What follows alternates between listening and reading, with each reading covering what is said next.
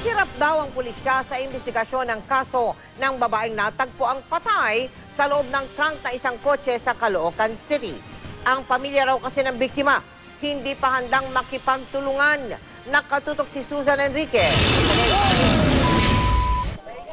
May hawak na raw na saksi ang pulisya na makakatulong daw para mabigyan linaw ang kaso ni Marilu Jorge, ang babaeng natagpuan sa trunk ng kanilang kotse malapit sa kanilang bahay sa Caloocan City. Meron naman kaming hawak na nakilala niya kung namumukha niya kung sino yung nagparada ng kotse.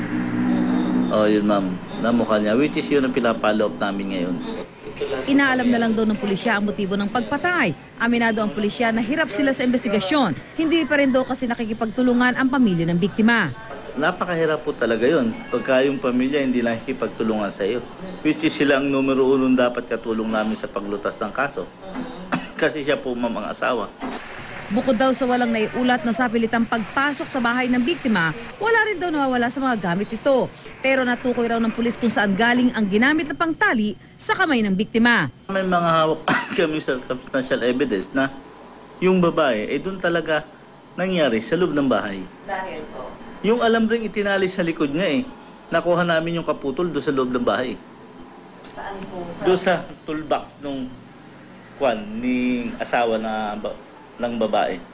Tinangka namin kunin ang panig ng pamilya ng biktima pero walang lumabas sa kanilang bahay. Nasa morgue pa ang labi ng biktima. Nang makausap namin ng abogado ng asawa ng biktima, sinabi nitong hindi pa sila handang magbigay ng pahayag. Susan Enriquez, Nakatutok, 24 Oras.